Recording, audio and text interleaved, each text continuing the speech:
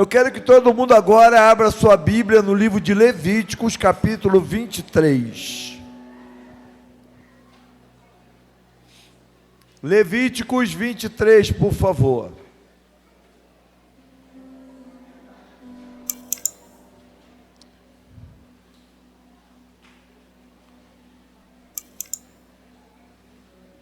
Amém?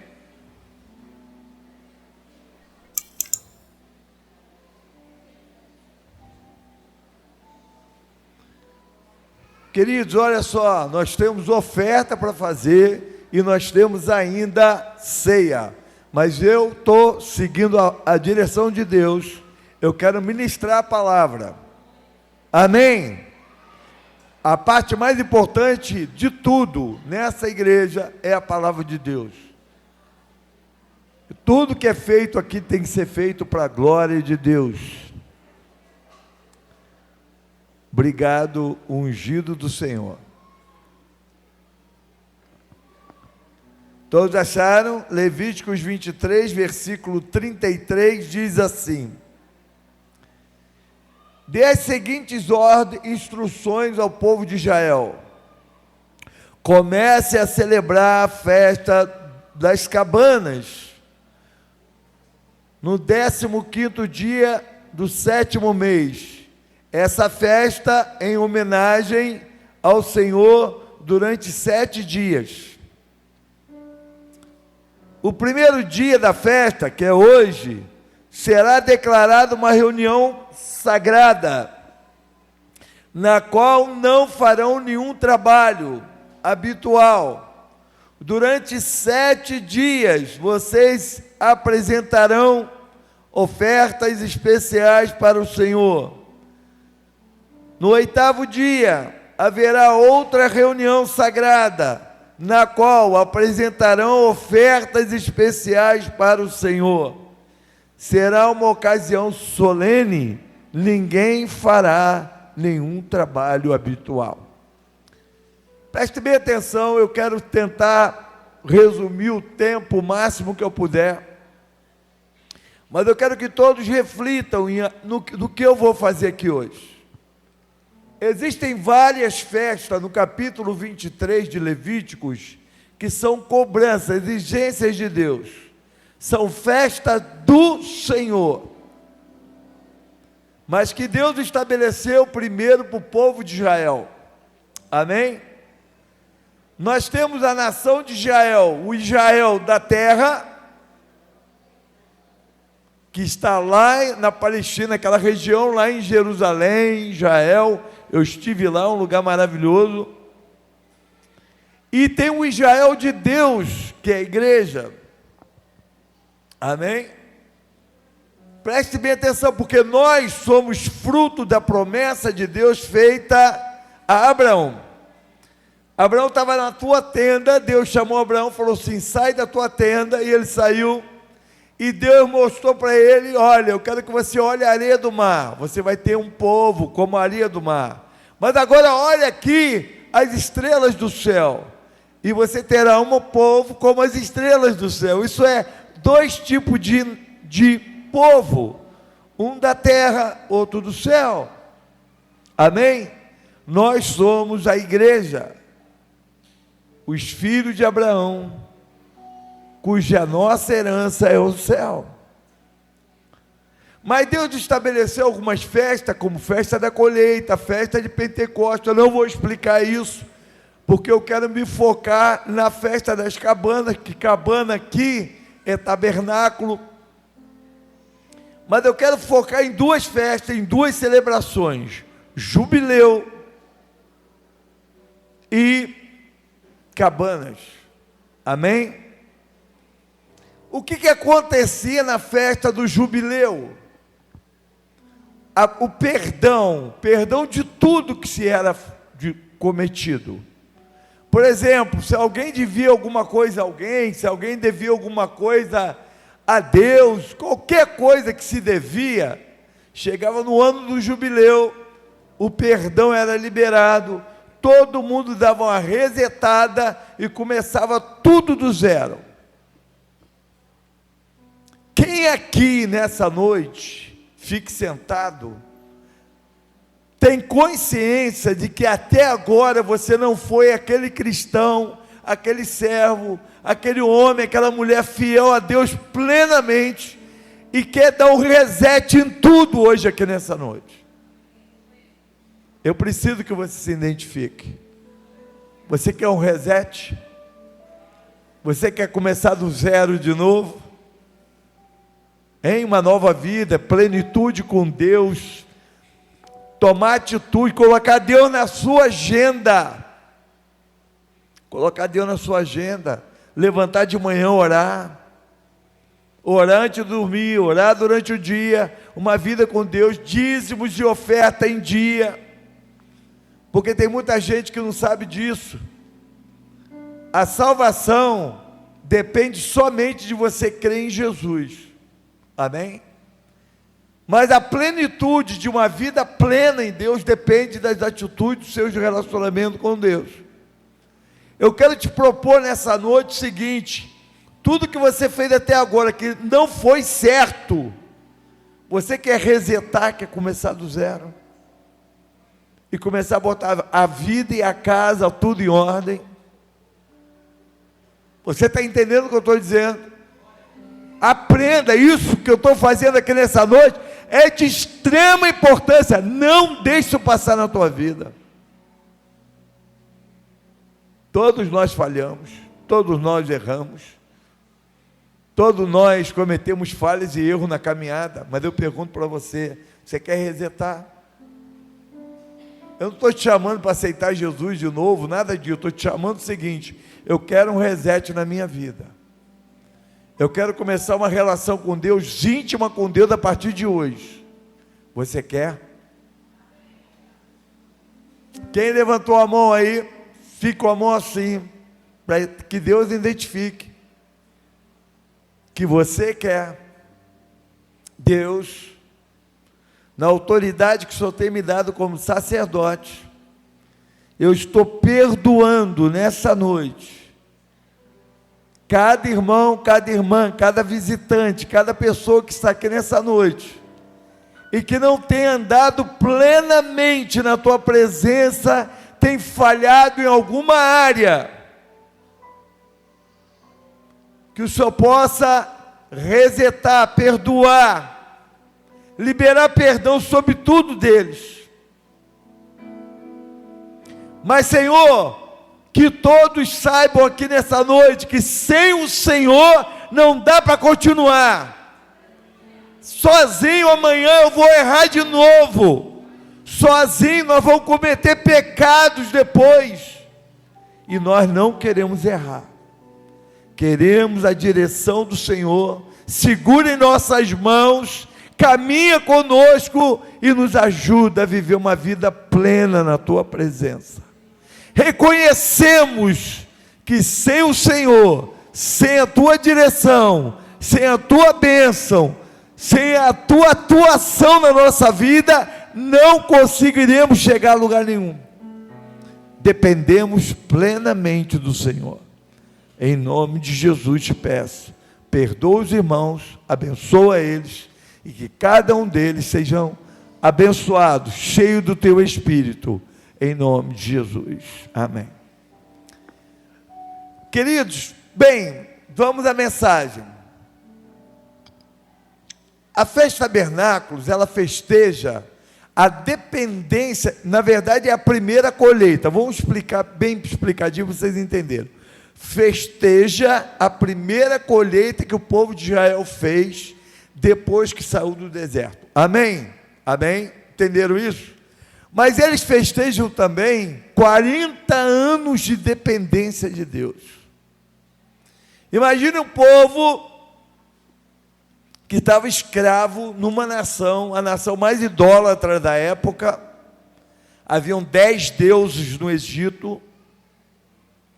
E o que Deus fez? Deus entrou no Egito com a mão poderosa dele, porque a Bíblia insiste em dizer: o Senhor estendeu as suas mãos e tirou o seu povo do Egito, da escravidão. Mas eu quero revelar algo muito sério. Será que depois de 400 anos de escravidão, como estava a cabeça daquele povo? Aquele povo escravo estava completamente envolvido com os deuses do Egito. Tinha judeu, queridos, que provavelmente tivessem imagens, estatuetas dos deuses do Egito em casa. Por quê? São 400, uma geração após a outra, vendo o quê? A idolatria. Vendo o quê? Manifestações de demônio no Egito. Então eles viam aquilo e diziam: poxa, nós somos escravos, esse povo está aí, exército forte, tudo forte deles, tudo deles era tipo surreal. As construções soberbas, o ouro, a prata, a riqueza. E aí é o escravo, então nós vamos adorar esses deuses. Deus entra no Egito, através de um homem. Vocês querem ver um detalhe? Eu tenho que sair da ideia de sala de aula, eu não estou em sala de aula. Eu adoro dar aula, eu não ligo muito para pregar, eu gosto da aula. Entende? Mas eu quero falar uma coisa para vocês. Por que Joquebede pega o seu filho de 3 meses de idade e bota onde? Onde foi que ele colocou o filho de 3 meses? Numa cesta onde? Lá no rio Nilo. Por quê? Porque o Nilo era um tipo de Deus para aquele povo. Vocês sacaram? Eu não posso julgar Joquebede, mas uma mãe, você faria isso, cara?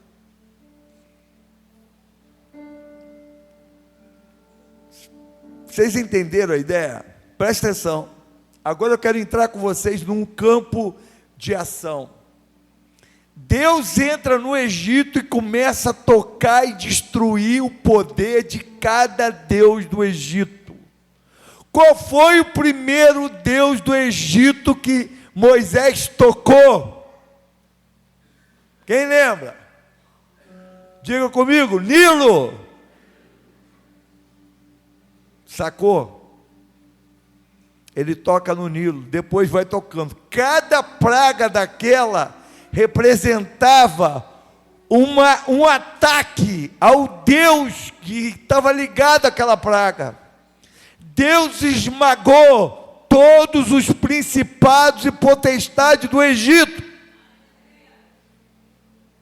Deixa eu te falar, não há ninguém como nosso Deus. Pode botar tamanho, pode colocar o que for, tudo que chega diante do Senhor, que não se curva diante dele, Ele esmaga com o teu poder, porque só Ele é Deus,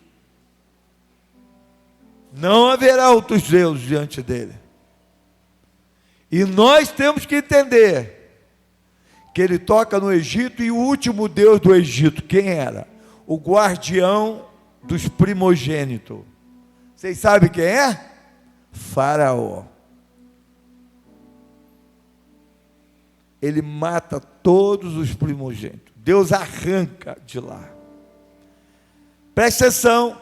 Deus esmagou os deuses do Egito. Amém? Deus tira o povo do Egito. Amém? Deus trouxe o povo do Egito, que era pobre, miserável, escravo, agora traz o quê? Rico, com ouro e prata do Egito. Deus abre o mar vermelho. Deus leva o povo para o deserto. E lá no deserto, o que acontece? Quanto tempo levaria a travessia daquele deserto para chegar em Canaã, na terra prometida? Quanto? Não, 11 dias. Sabia? 11 dias. Não, tá, é 11 dias. Vocês terem uma ideia, logo no início da caminhada, o que Israel se depara? Encontra águas amargas. Deus pega uma madeira, manda Moisés colocar na água, a água fica doce. Deus passa agora a cuidar daquele povo no deserto. O alvo de Deus era atravessar aquele lugar, chegar 11 dias depois lá na terra prometida, e isso aconteceu. E o que aconteceu? Ele mandou os espias para a terra prometida. Não foi assim? Você vai notar que isso acontece rápido. É rápido isso. E aquele povo faz o quê? 10 espias amarelaram. Só 2 ficaram de pé, Josué e Caleb. Deus vê a murmuração do povo. Aquele povo tinha que depender de Deus lá no deserto. Aquele povo viu Deus mandar 10 pragas, tiraram lá, aquele povo viu o mar se abrir na cara deles. E o que eles faziam durante todo o tempo, o que era? Reclamar e murmurar. O que Deus queria que aquele povo fizesse? Se prostrar e adorar. Amém? Vamos adorar. Olha só qual foi o que Moisés disse para Faraó: eu quero que você deixe o meu povo ir para o deserto. Para quê? Para adorar. E agora Moisés está com quase 3 milhões de pessoas no deserto. Deserto não tem água, não tem oásis, não tem pão, não tem como plantar, não tem como regar, não tem nada. Deserto não tem nada. A palavra deserto no hebraico significa lugar que Deus fala. E agora aquele povo está fazendo o quê? Diga comigo, murmurando. Diga assim comigo, por que eles murmuravam? Sabe por quê? Porque os deuses do Egito não haviam saído de dentro deles. Qual foi a primeira coisa que eles fizeram quando Moisés foi para o monte orar, pegar os 10 mandamentos? Pegaram o ouro e fizeram o quê? Um ídolo. E qual era o ídolo? O bezerro que era ídolo lá no Egito. E aí eu pergunto para você, como é que eles chamaram aquele bezerro de ouro? Sabe de quê? Tu és Yahvé, foi o Senhor que nos libertou.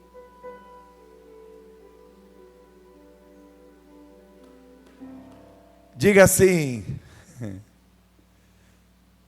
sinal para ficar no meio do deserto e morrer, falta de gratidão. Diga assim, murmuração são sinais na vida de uma pessoa que vai morrer no deserto.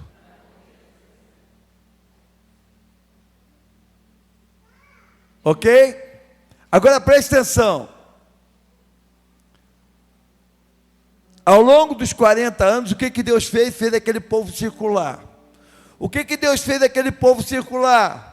Naquele período que aquele povo está circulando no deserto, ninguém ficou doente. Deuteronômio 8,4 diz assim: ao longo de todos esses 40 anos, suas roupas não se gastaram, seus pés não incharam, nem criaram bolhas. Pensam nisso. Deus cuidou da saúde.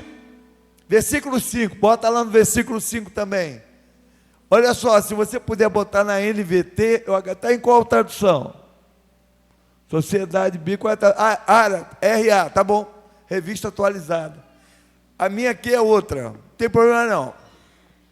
Pensem nisto, assim como o Pai disciplina o Filho, também o Senhor, seu Deus, disciplina vocês com o seu próprio bem, para o seu próprio bem. Qual é o alvo de Deus quando chama uma pessoa? Qual é o alvo de Deus para você, meu irmão, que aceitou Jesus?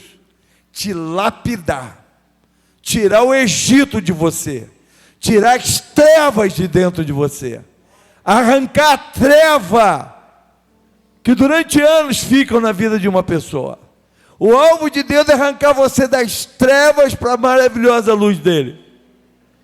Você e eu precisamos entender isso.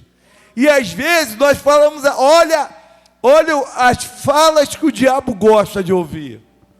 Depois que eu fui para a igreja, as coisas deram errado.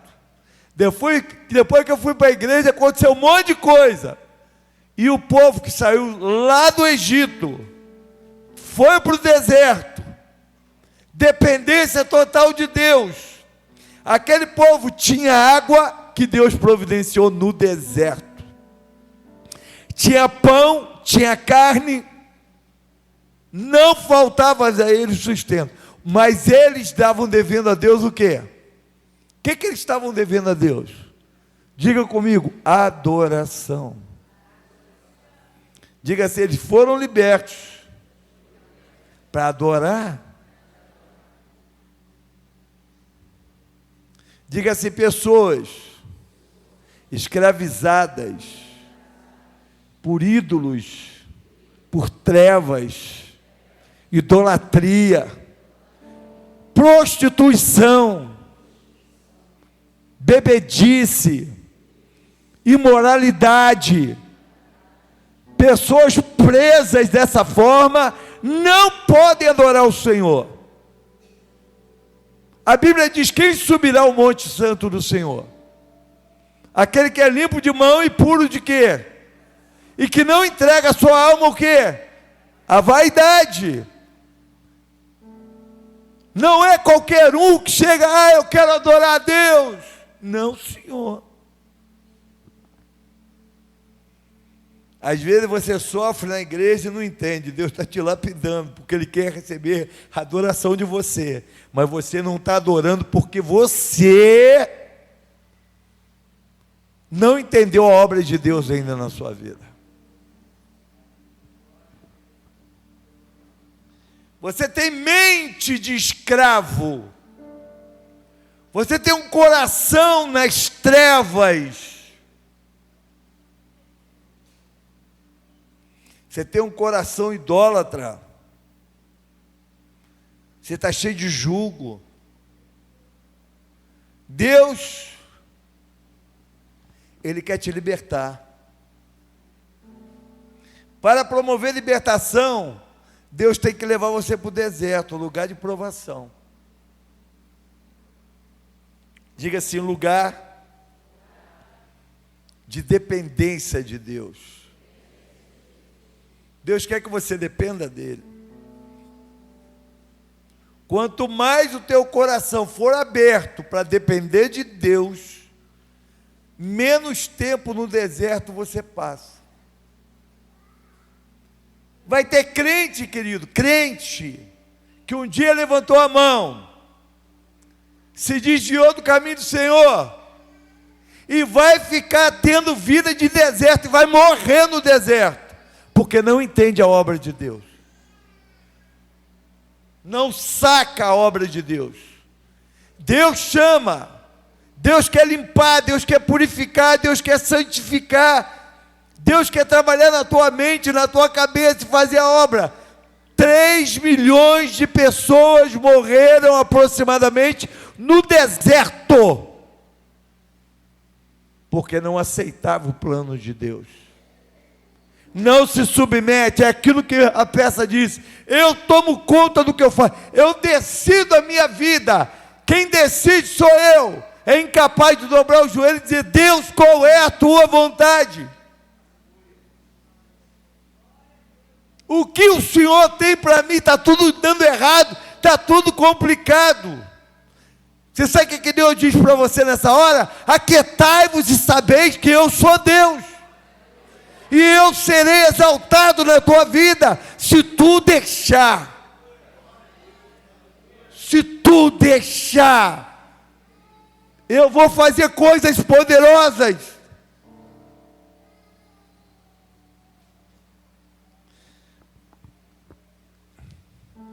Lá no deserto, não tinha outros deuses. Lá no deserto só tinha um, o Senhor. E aquele povo tinha água. Lá da rocha saía água. caía maná do céu, todo dia, e eles reclamavam. Será que tem crente hoje assim? Está almoçando, aquela comida gostosa, feijãozinho com arroz, seja lá o que for, e está murmurando, reclamando. E a Bíblia orienta o que para nós? Em tudo o que? Porque esta é o que?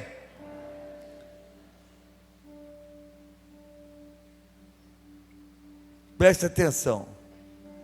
Eu não vou tomar muito tempo, mas eu tenho que terminar o que eu preparei. Hoje a igreja do Senhor, a condição da igreja hoje não é diferente. Porque a Bíblia diz que o mundo jaz aonde? Maligno, o mundo está em trevas. A Bíblia diz que Deus nos tirou das trevas para a maravilhosa luz do Filho do seu amor. A Bíblia diz em Colossenses assim 3, do 1 ao 6. Se você puder botar NVT, eu agradeço, se puder. Se não tiver, não tem problema.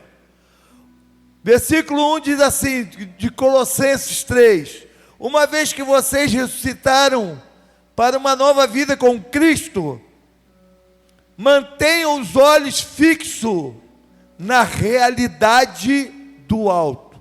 Diga assim: o que eu vivo aqui não é a verdade.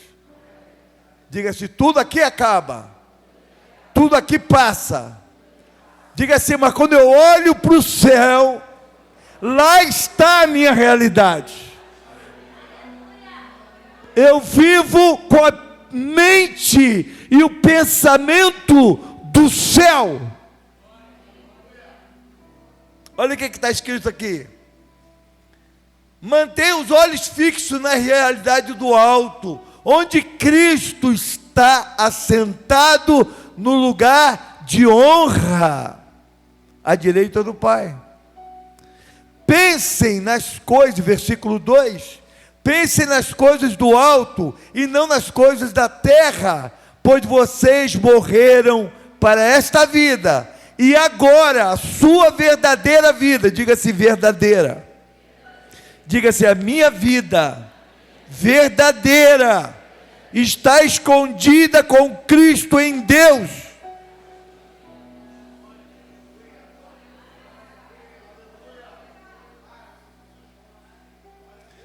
Enquanto, versículo 4, enquanto Cristo, que é a sua vida, diga assim: Cristo é a minha vida. Diga assim: a minha vida está nele. Diga assim: tudo nesse mundo passa e acaba.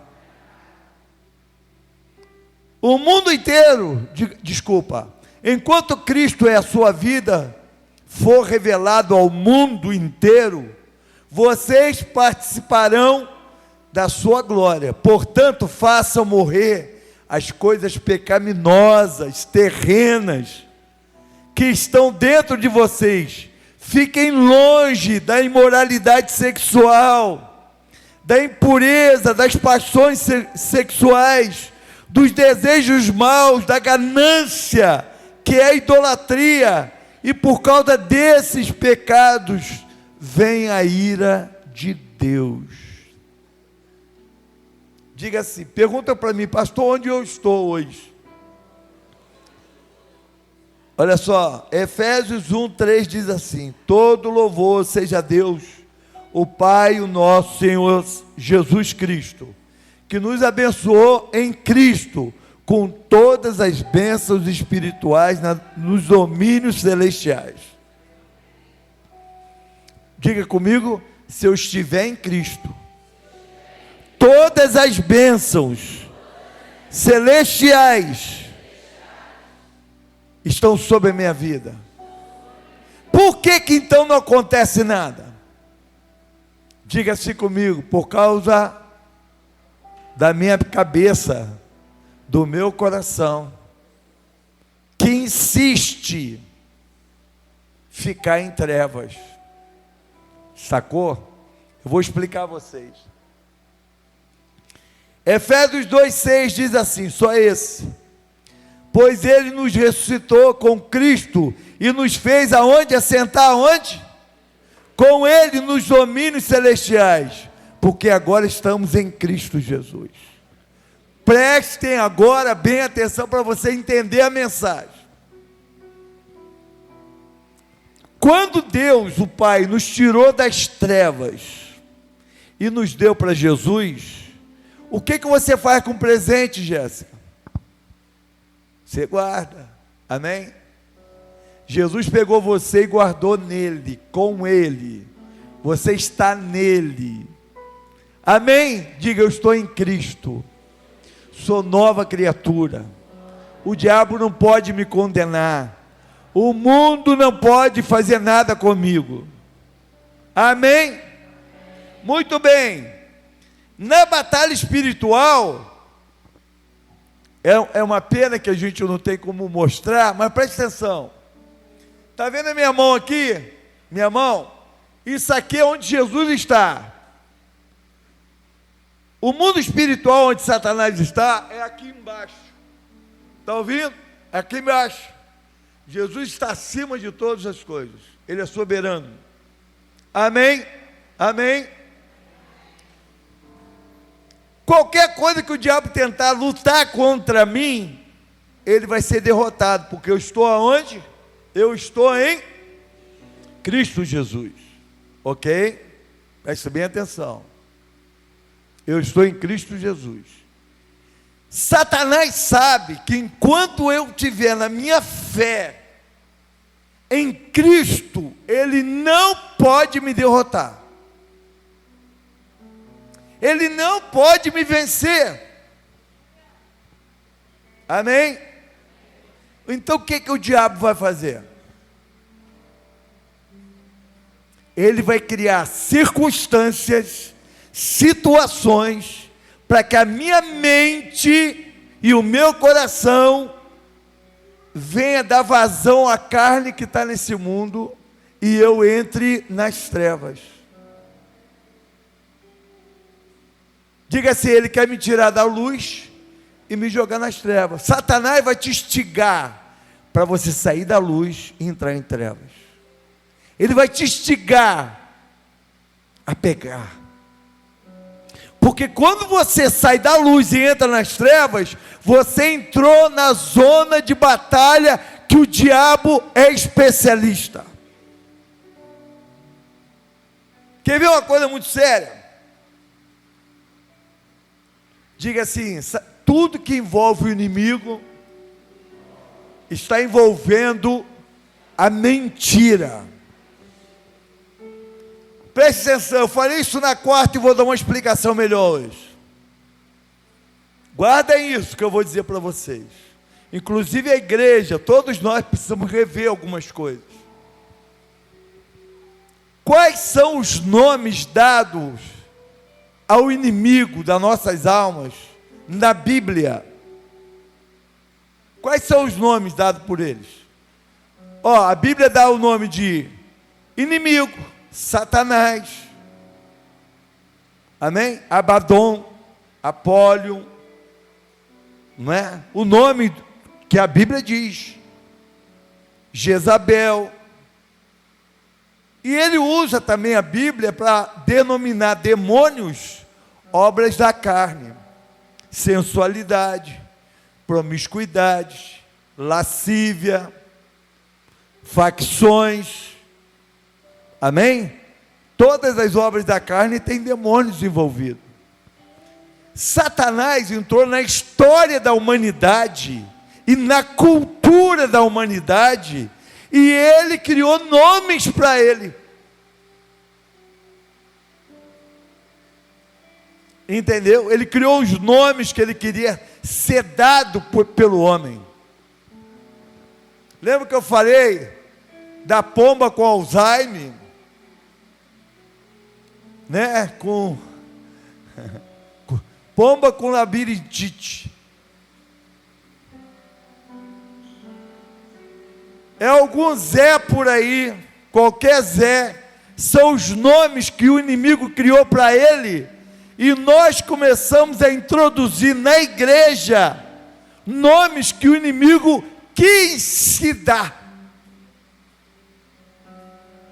E quando você chama ele pelo nome que ele quis se dar, você está dando honra a ele. E ele cresce e se fortalece. Como é que eu trato o demônio? Como é que eu trato o inimigo, pastor? Eu trato o inimigo da seguinte forma: tu é um anjo caído, e eu te expulso em nome daquele que morreu na cruz, venceu você, venceu o inferno, e está sentado à destra do Pai. Acabou, e ele tem que sair.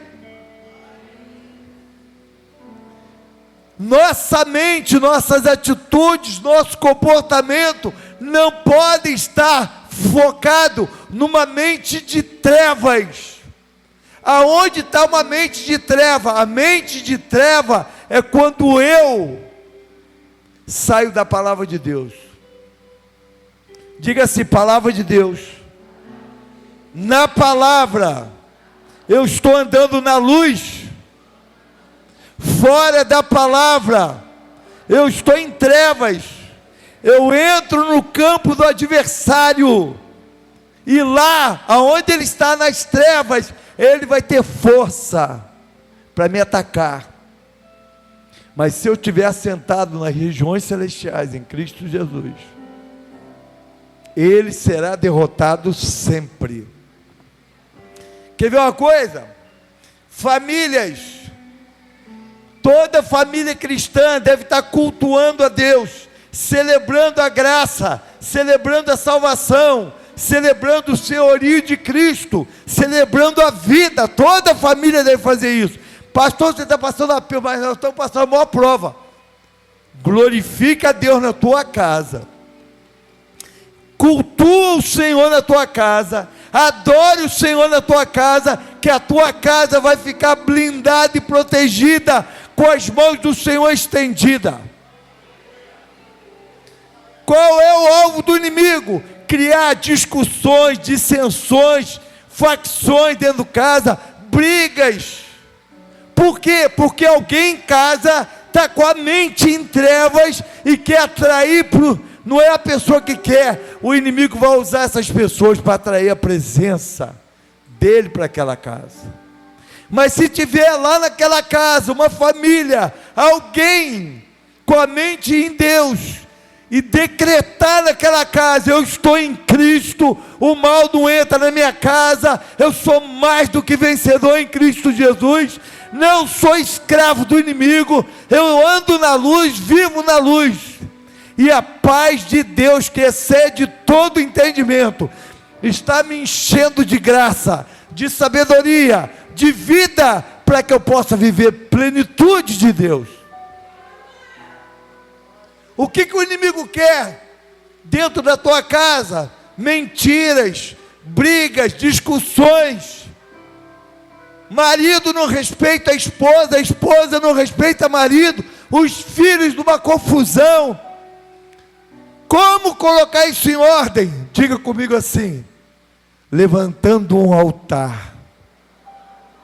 Levante um altar dentro de casa. Cultue, faça culto todos os dias.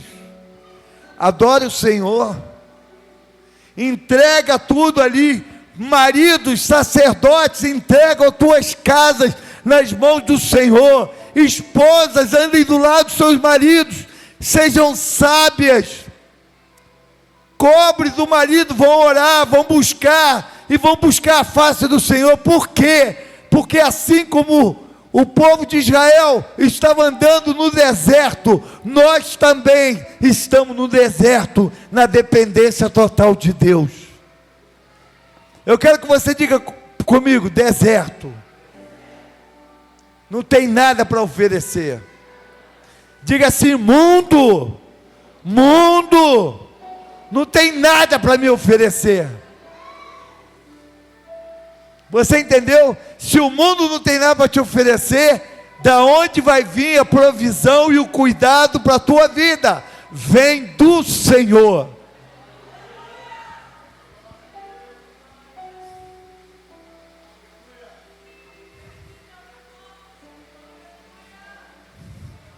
Não deixe Satanás pegar a tua mente e trazer para as trevas dele.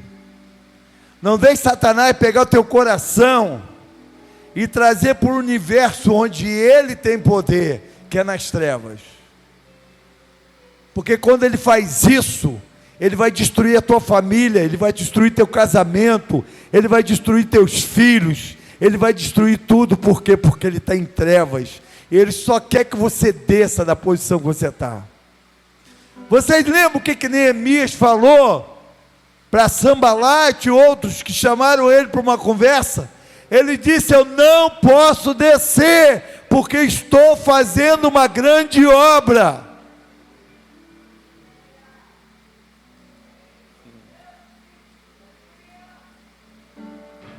Satanás vai criar caso, vai criar confusão. É uma conta errada, é um problema errado, é uma circunstância ruim, é alguma coisa que não tem sentido. Vai acontecer, você deve manter a mente e o coração lá no trono, onde Cristo está, e dizer para o diabo: eu posso todas as coisas naquele que me fortalece. Eu sou mais do que vencedor em Cristo Jesus. Não saia da posição que Deus te colocou. A posição que Deus te colocou, você está sentado com Cristo Jesus nas regiões celestiais. Não desça para as trevas, não viva em trevas. Que a tua mente seja iluminada pelo Espírito Santo e que a glória de Deus resplandeça em tua vida. Saia das trevas. Vem alguém querendo criar problema, confusão, discussão. Não saia do trono. Pois quando você está com Cristo, você ordena em nome de Jesus, e o mal é dissipado. A Bíblia é clara: resisti, pois, o inimigo. Mas o que ele diz antes? Sujeitai-vos, pois, a Deus, e resistir o diabo, e ele fugirá de vós.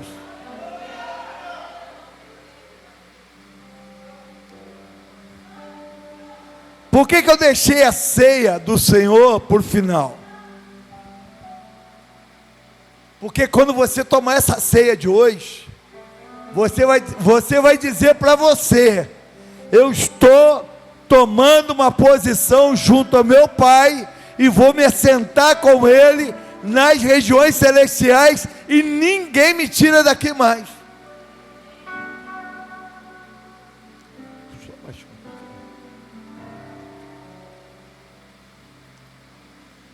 Eu quero que você diga comigo assim: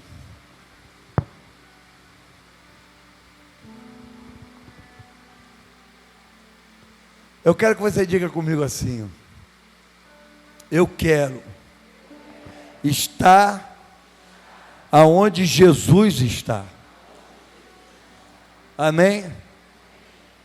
Porque toda vez que você sair da presença de Deus, você vai cair nas trevas. Quem faz você cair em trevas pode ser alguém usado por alguém, um parente, um pastor pode ser usado para você sair da luz. Mas deixa eu te falar, quem sai é você com as tuas próprias pernas. Então pare de culpar os outros pela decisão que você tomou.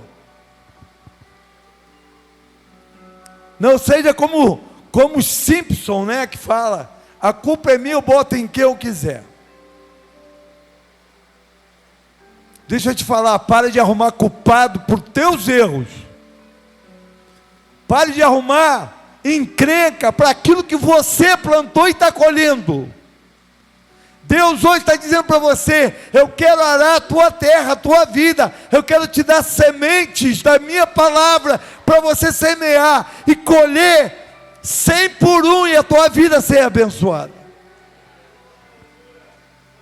Mas você tem que estar disposto a ficar na luz e parar de entrar em trevas. Amém? Eu quero que você feche os olhos.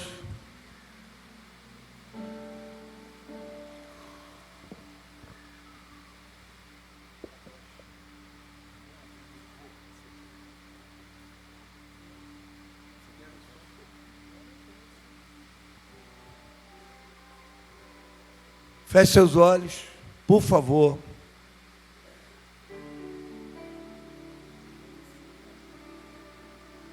Eu quero que você se imagine agora, assentado no colo do Senhor. E Deus está dizendo para você, se você deixar, eu posso cuidar de tudo.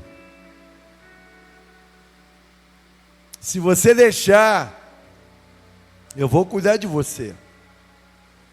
Pare de ser nariz em pé. Para de achar que você é poderoso ou capaz de resolver as coisas por conta própria. Para com isso. A Bíblia é clara: entrega teu caminho ao Senhor. Confia nele, o mais ele fará. A Bíblia é clara que o Senhor é meu pastor. E isso me basta. A Bíblia é clara que Paulo, no meio de tanto sofrimento, ele declarou: mas eu posso todas as coisas naquele que me fortalece. Paulo foi para a morte feliz, porque ele disse: o morrer em Cristo é lucro. Pare de esperar nessa vida o que só o céu vai poder te dar.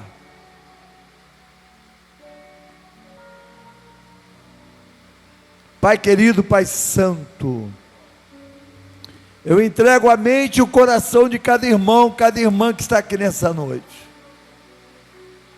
Que essa palavra penetre no coração deles, e eles entendam que o maior sucesso da vida é estar no Senhor, é estar em Cristo, estar ligado a Cristo, vivendo em Cristo, plenitude para Cristo, tudo por Ele, para Ele são todas as coisas.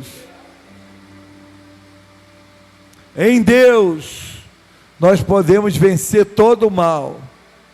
Em Deus o inferno se dobra diante das nossas vidas. Em Deus você vence todas as guerras e batalhas. Eu quero saber mais uma vez nessa noite, eu oro em nome de Jesus, se alguém nessa noite aqui, nessa noite, quer voltar para Jesus ou aceitar Jesus como Salvador. Você que era para estar vivendo uma vida de luz, mas está andando em trevas. Ficou magoado, ferido, triste, zangado. Ou você nunca teve em Deus e agora entendeu que está em Deus e andar na luz. Alguém gostaria de levantar sua mão e aceitar Jesus como Salvador e levar uma nova vida em Cristo?